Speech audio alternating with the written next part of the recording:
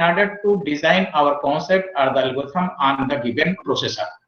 And naturally, we are discussing here a particular type of the processor, that is a TMS320C6713 digital signal processor starter kits processor, and this is a 6713 TMS320C6713 digital signal processor is a floating point digital signal processor having the speed of the 225 megahertz. It is the 64-bit, that is having a double precision. So here, for that purpose, there is a need of the conversion of these algorithms or the coded algorithm in such a form that is compatible with to the IDE, integrated development environment, that behaves like the here the interference between the our design concept and the here the target.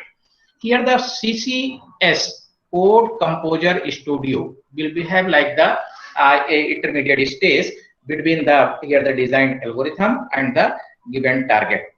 So here what will happen, whatever is the algorithm, that will be converted in the form of such a form that is compatible to this Code Composer Studio. Now if we see the Code Composer Studio, then it is nothing but it has a compiler, C compiler section that accepts the C code or the C function library, and then its output will be in the form of the .asm. And the next section of the CCS is the assembler, and the processing through the assembler at the output we will get here the .obj, and here the linker is the next section that links the two files. One is from the assembler and second maybe from the object code library here, and the output of the linker is the .out or the .bin file that will be utilized for the purpose of the simulation, emulation, or for the purpose of the downloading.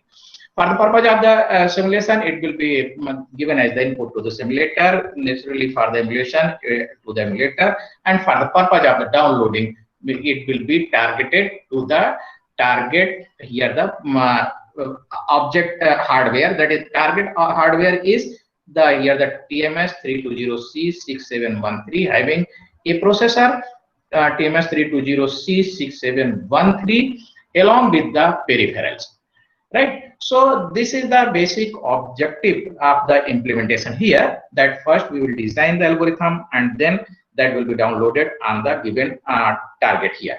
Here we have used a RTW, that is the real-time workshop. It converts whatever is the language here we have used.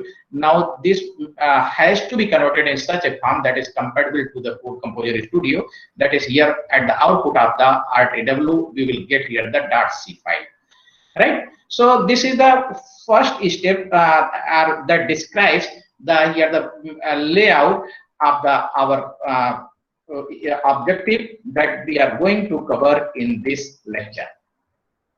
Now, as we know, here if we have designed the algorithm, then for the purpose of the representation of that algorithm, there are so many methods, graphical methods. As we know, there are the block diagram representation, signal flow graph representation, data flow graph representation, and dependence graph representation of the algorithm here. And for the purpose of the efficient designing and for the purpose of the conversion of any designed algorithm, generally we use the DFG, that is the data flow graph representation, and DFG is used to represent one iteration of any DSP algorithm. Here we will show whatever is the designed algorithm that will be represented by the DFG, and then here that with the help of this DFG, we have to introduce the efficiency of the algorithm. That is, now we are interested for the efficient implementation. So for that purpose, we can go through the different stages here. First of all, we have to see what is the critical path, and then we will try to reduce this critical path in order to enhance the speed of our designed algorithm here. And what is the critical path? It is the path with the longest computation time among all paths that contains zero delays. Delays means energy storing devices here.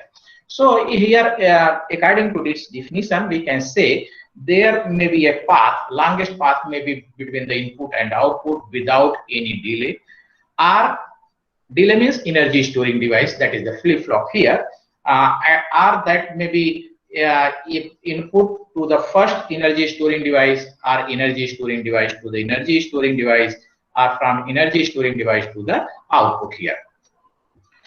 Now, after deciding the critical path, our objective is to minimize the length of this critical path. So for that purpose, we can introduce here the pipelining. And pipelining, we introduce here the delays or the energy storing devices in the path of the critical path here, and it increases the clock speed, because if we use here the energy storing devices, then what will happen? Naturally, the path length will be reduced, and if the path length is reduced, means clock bit that is required, it will be reduced here, or we can say the speed of the algorithm will be enhanced here. So speed of algorithm will be achieved.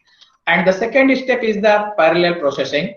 Parallel processing converts the single input system into the multiple input, multiple output system here. So if there is a single input, single output system, that is it accepts one here the sample for the purpose of the processing, and then we are getting, after processing, one sample as the output, then that may be converted into the multiple input, multiple output system via the parallelism by introducing the M level of the parallel processing here. Retiming is the another concept that is used to design the efficient implementation. It is used to change the locations of delay elements, that is the energy storing elements location and position may be changed here in such a way to increase the clock rate of the circuit or of the algorithm by reducing the computation time of the critical path. And next step for enhancing the performance of the algorithm is the folding, and folding is used to create a new program describing more than one iteration of the original program here. And unfolding is used to reduce the number of hardware functional units by a factor of n at the expense of increasing computation time by a factor of the n.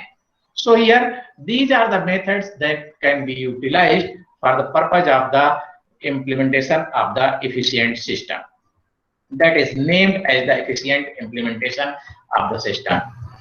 Now, if we come to the common DSP features here, then we will see that for the in order to get the speed up algorithm to be implemented with the help of the processor, there must be an architecture having the different memories for the data as well as the program or the instruction. So which architecture is required here? Naturally, the Harvard architecture has to be utilized, and there must be a dedicated single cycle multiply accumulate, that is the MAC instruction or the MAC hardware. As we know, in the DSP processor, if we see, then we will find the algorithms are in the form of the MAC, that is multiply and accumulate form. So there must be a dedicated single cycle multiply accumulate instruction or the hardware MAC unit. Here, single instruction multiple data, that is the SIMD, and the very large instruction word VLU architecture is required for the efficient processing. Pipelining has to be utilized. Saturation algorithm has to be utilized for the purpose of the digital signal processing that is used for the real-time processing of the information. Zero overhead looping, hardware circular addressing, cache memory, and enhanced direct memory access is required here. Now we will try to cover these features one by one. Here, see. Now, if we see this one here, this is the basic architecture of this TMS320C6713 that is required. in this having the different types of the features. First, we will come different steps here. That is the Harvard architecture. In this one, what is happening? If we see, this is the CPU. That is the C67 family DSP core processor. Having now, if we see, then there are the different sections. That is the instructional phase, instruction dispatch, instruction decode. Then there are the two parallel data paths here, data path A, data path B, having the A register file and the B register file. And there are the four functional units in this section. These are the L, S, M, D. And if we see, this is the D1, then this is the D2, M1, M2, S2, S1 and S2, L2 and L1 here. And these are used for the data storage and processing, multipliers and shifting, and L stands for the L arithmetical logical purposes here. Now if we see here the control section, in the control section, the control register, control logic, test, in-circuit emulation and interrupt control is required. Now come to the memory section here. The memory has the two level. One is the L1 level and the second one is the L2. In the L1, there is the L1P, cache direct map 4 kilobytes memory, and the second one is the L1D. It is for the program and it is for the data here, and that is instructions and data having the separate memory, and L1D cache and two-way set here the associative memory having the 4 kilobytes. And in the L2 level, there are the again two sections. One is the L2 memory having 192 kilobytes, and the L2 memory that is the cache of 64 kilobyte. So this architecture, if we see, then we will find this architecture is which type of the architecture? It is the Harvard architecture. Now come to the next point, that is the single MAC unit. Now if we see and recall the here the algorithm of the DSP, digital signal processing, then it can if we will see that this algorithm can compute this type of the operation, that is the A1 multiplied AI multiplied by the Xi, then summation of these products I starting from 0 to n. And it can compute a sum of n products in n cycle. Now if we again see that these are the sections for the purpose of the processing and the control, which we have just described in the previous slide, that is at page number 6 of this lecture here. Now if we represent this one in the graphical form, which we have discussed, I think we have discussed this one in very first lecture, that if AI and Xi, that is the coefficient and the data, are stored in the two separate memory, then with the help of the multiplier they will be multiplied, and then they will be added here. That is the product will be added to the accumulated to the previous result here, and then it will be stored and it will be repeated here till I is equal to 0 to n. And now if we see this architecture, then we will find this is which type of the architecture. This is a MAC architecture, that is the multiply and accumulate architecture here. So it can be done in a single cycle by either having a instruction that is suitable for this one or having a hardware section for this purpose. Now if we come to this one, that is the SIMD architecture or the VLU architecture. SIMD, that means single instruction multiple data. It is required for the purpose of the digital signal processing, because in digital signal processing we are interested for the real-time processing. So a technique for the data level parallelism is required, and for the data level parallelism we use here the SIMD, that is the single instruction multiple data. And here if this is the instruction here, then say here the processing unit, different processing units are used here, and these processing units will process this data whole here. And this type of the architecture is named as the which type of the architecture? SIMD architecture. If we again see here, then we'll find this operation is suitable for this type of the architecture here. Now we'll do very long instruction word, And in this one, what we are doing, we are just using a technique for instruction level parallelism. Here in the SIMD, we are use the data level parallelism, but in the VLU, very long instruction word, we are using the parallelism at the instruction level. Parallel processing or the parallel concept is applied for the instruction level. Here we are applying the parallel concept at the data level here. Now, if we see that, then we will find the data are available A, B, C, D, X, Y, Z, M, to different functional units here, and the instruction is used at the to these functional units here in parallel here. See that this instruction section is applied to this one, this is to this one, and so here these data will be processed according to this part of the instruction, this part of, and so on here. So we will get here the parallelism at the instruction level. Now pipelining. In the pipelining, what we are doing, as we have discussed, we will just introduce here the energy storing devices in order to reduce the critical path delay. So what is happening, we are using here the different functional unit, and there are the 8 functional units, and now 8 functional units, these are separated by each other by an active element, that is energy storing devices. So what will happen, now this total path length will be reduced by a single part of this one here.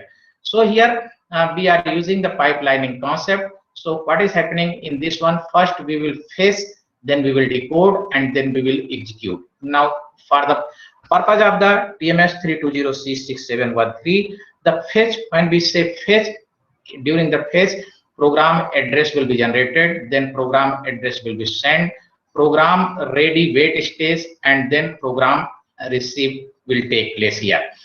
And in the decode, in the decode, the dispatch will take place, and then decode and execute. There will be the E6 to E10 phases here. So now if we see, then we will find that how many phases are there. There will be these 4 plus 2, 6, plus here how many phases, that is the 5 phases. So there will be the total 11 phases here. Now if we apply the pipelining, then these all phases will be executed in a single cycle by introducing the pipelining concepts. Now zero overhead looping. In the zero overhead looping, hardware support for loops, there are the do loops, and hardware supports for these do loops are required. No branching takes place, and no loop overhead, and no need for the loop unrolling, and no pipelining stalls or the branch prediction takes place here.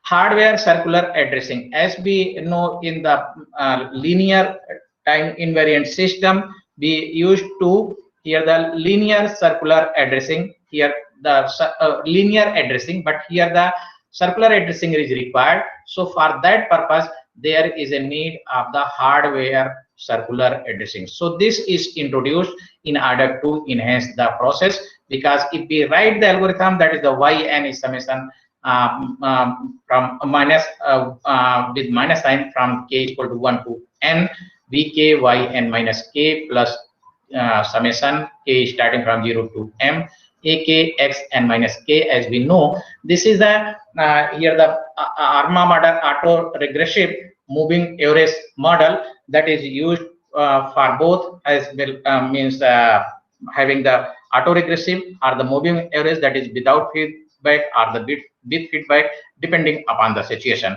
And in this algorithm, there is a need of the circular addressing. So hardware circular addressing is required. A data structure implementing a fixed length queue of the fixed size objects, where objects are added to the head of the queue while items are removed from the tail of the queue is required. It requires at least 2 pointers, head and tail pointers, and extensively used in the digital filtering. And we have described here the digital filters equation, and it has been represented here the graphically for the circular buffer. EDMA, that is the enhanced direct memory access. As we have discussed the different levels of the memory, two cache memories at the level 1 L1P and the L1D, and two memories at the level 2, that is the L2 memory 192 kilobytes and L2 memory cache 64 kilobytes. Now these, after processing whatever are the results, these results has to be communicated to the outside world, or the inputs are required from the outside world to the processor for the purpose of the processing. So for that purpose, in order to avoid the burden of the processor and to speed up the process, there is need of the enhanced direct memory access. And for the for this TMS320C6713, there are the 16 channels. So now if we see, there are these channels are the EMIF, that is the external memory interface, HPI or host port interface, MCSP multiple channel audio serial port, and MCBSP. These are the two channels here. The MCBSP has the two channel multiple channel buffered serial port, that is the two channel integrated circuit, inter-integrated circuit I2C, and that it has the two channels for the timer, general purpose input output, and then interrupt, selector, power logic down, boot configurations. These are the some channels which are represented here, and then pin multiplexing takes place here. This is the enhanced direct memory access.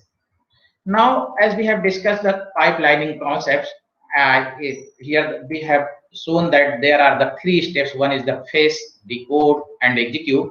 Now, we will just elaborate this pipelining concept here, how the pipelining will take place. Now, see here, the fetch is, this is the program address generate PG, the PS program address send. Next is the PW, that is the program access ready wait, and then PR, program fetch packet receive. This is the under the category of the fetch. And during the decode, there is an instruction dispatch and the instruction decode that takes place. And next is here the E1 to E10, that is the execute through E1 to E10. That is now there are the 10 stages for the execute.